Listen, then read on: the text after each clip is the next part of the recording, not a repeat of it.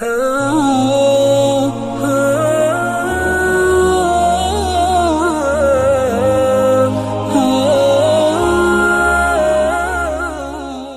کے نیچے سبسکرائب کے بٹن پہ کلک کریں، بیل کے آئیکن پہ کلک کیجئے تاکہ ہر نئی ویڈیو کی نوٹیفیکیشن آپ کو ملے۔ قاری علی اکبر سوال کرتے ہیں،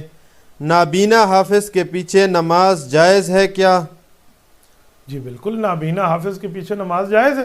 کسی قسم کی کوئی مسئلہ نہیں ہے۔ رسول اللہ صلی اللہ علیہ وسلم نے امت کو یہ تقریری طور پہ خود سمجھا دیا ہے۔ حضور اقدس صلی اللہ علیہ وآلہ وسلم جب تشریف لے جاتے تھے باہر سفروں پہ تو حضرت عبداللہ ابن ام مکتوم رضی اللہ تعالیٰ عنہ کو بعض اوقات اللہ کے رسول صلی اللہ علیہ وسلم نے مسجد نبوی کا امام بنایا، اور حضرت عبداللہ بن ام مکتوم رضی اللہ تعالیٰ عنہ نابینا صحابی ہیں۔ ان جاءہ الاعمى،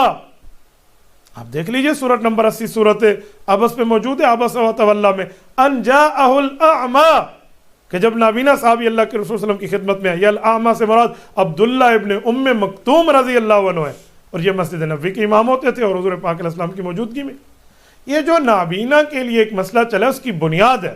وہ یہ ہے کہ ایک بندہ نابینا ہو، نہ حافظ ہو، نہ عالم ہو، نہ اس کی اپنی کوئی قدر کرتا ہو، نہ اس کو کوئی پتہ ہو، اس کے کپڑے پلیت ہیں کبھی پاک ہیں، اس کے پیچھے آپ نے نماز پڑھ لی تو پھر مسئلہ ہے۔